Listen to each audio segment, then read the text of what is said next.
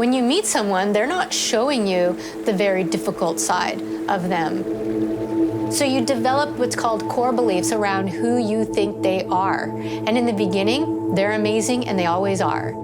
If you're gonna get someone who's in domestic violence situation to sway from their core belief that they are a good person, good luck with that.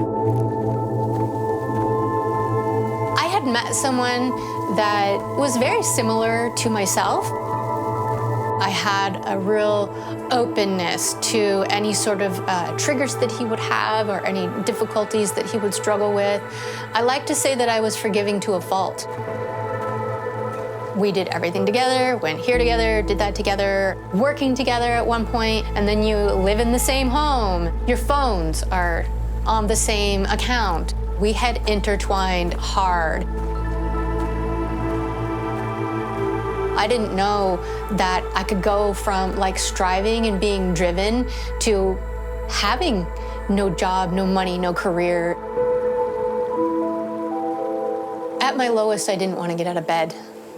I would wake up in the morning and just be really depressed. To be so far removed from who I was that I needed to go work somewhere that doesn't lend to my talents and my gifts. That's how cognitively reduced I was. In that relationship, really early on, I started writing poetry.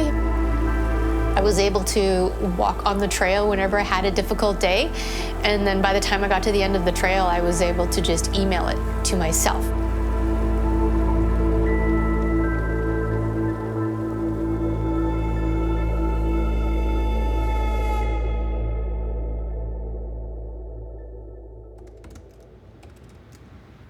I always like to say that leaving is not an event, that it's a process. We split up pretty regularly. We would leave and then get back together. Leave and then get back together. It was just, it's enough to make your head spin. And then knowing that it wasn't good for me and then doing it anyway. At one point I had to recognize that. And when I recognized that, I was able to do a pattern interrupt, to be able to start to do something differently, to know that I was lying to myself and believing myself. I remember asking our accountant where things were at. I really wanted us to both have a nice, solid foundation in which we could both move forward in a really healthy, loving way, and that we could still sort of maintain a friendship. And our accountant told me she couldn't talk to me, that I was not her client. My name was on nothing except for tax breaks with my status card. The wrath of that was not okay when he found out that I called the accountant, our accountant.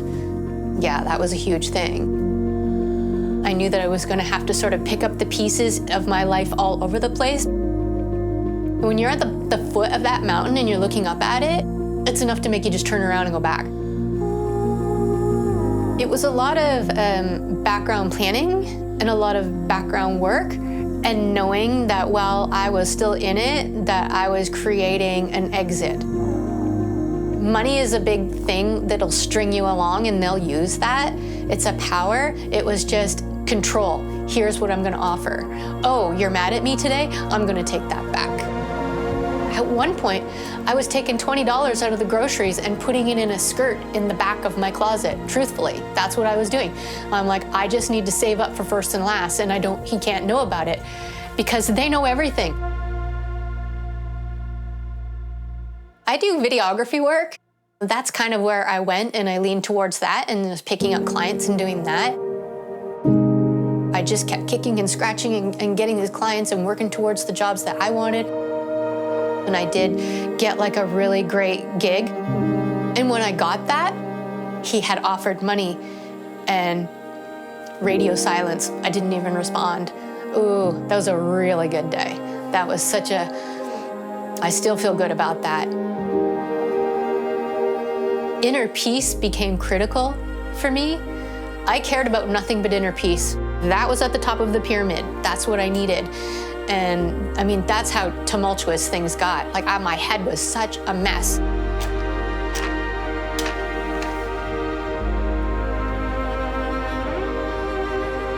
I ended up really shifting my focus from him to myself. asking questions about him to asking questions of myself, and that's the key. As I was evolving, so was my poetry as well, because whatever is within is what's coming out. And when I started to sort of become empowered and learning to live from the inside out, the writing shifted again to what I call empowerment and enlightenment. I was living in like just an apartment, and I really wanted a home. My brother did buy this home, and then my mother moved in, and she's like the matriarch of the whole, the glue, people like to say, so we would always gather where she was. My brother's girlfriend ended up getting very ill, and he had to move out to go take care of her in her house. And so we were all heartbroken that the hub where we have all these memories was just sort of sitting there. What if I restored it, put some new life into it? You know, instead of paying rent, I could pay the housing loan to refurbish this house. And so after it sat for 2 years, I did end up taking on the task. And so I really ripped out those old carpets and put new flooring in, and wherever there was that 1970s paneling, I ripped it down, and so we put up drywall. At one point, I took down paneling, and there was paneling behind the paneling, if you can believe that. Let's just say you could stand at one end and look at the other end as if it were a rib cage. That's basically what we did. I didn't even plan to go that far, but once we got our hands into it, we really went crazy. I could not be happier. It's just filled with love, and it just encompasses my every single day now, and I love it.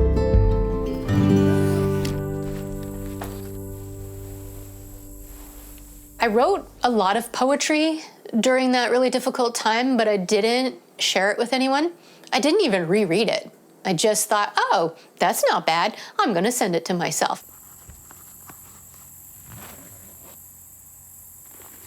I had a file folder at the side called writing, so anything that I emailed to myself just went straight into that folder, and I didn't look at it. I opened that file folder and I started to read that poetry, and the ones in the beginning were really sad.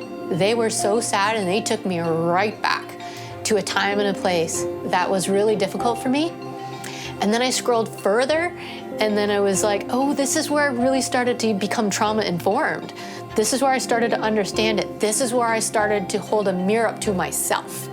And so the writing had shifted. And then I scrolled further, and I seen that one called My DNA, and it's about thanking the ancestors for their strength and their resilience, that they didn't just sort of pass along intergenerational trauma, but that they also passed along an absolute incredible resilience and strength and beauty and all of that.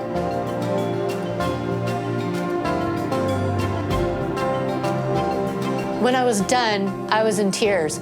I legitimately just witnessed my own becoming. And then, of course, I have these loudmouth inner guides, and they were like, you should share that poetry. It's really gonna be powerful for other people. I'm never alone. Woven within are the whispers of my indigenous ancestors. I'm the present-day sum stemming from a long line of lovemaking. Their kaleidoscope of courage braided through my bones, my body a time capsule of victimhood and victories. They are etched. It's not about the book. It's not about people knowing who I am. It's not even about my story. It's really about how do you take your story and turn it into the greater good. This is such a devastating issue that really doesn't care if you're in the hood or middle class or if you're rich. This is a human condition, and it really comes from our childhood experiences and our upbringing. It's not like one thing happens and you leave. You learn to care about these people, and then when emotions get involved, and we're emotionally driven beings, you don't just say, hasta la vista, I'm done. You know, you don't do that. I hope that helps some people out there, because I didn't know either. I was just like, why did I do this? I don't understand. When I started to talk, it didn't hold power anymore, and that took a while. I really want to be able to work towards shifting the collective consciousness around the way that we view domestic violence. If you're thinking you would just up and leave, if anyone in earshot ever heard you say that and they're dealing with it, what you just did is cause them to step further into the shadows. How do you think they're going to feel? They're going to carry shame. They're going to close up, because shame requires darkness to live. That's not what we want. We don't owe that to our future faces and our young ones moving forward. We want them to live in the light.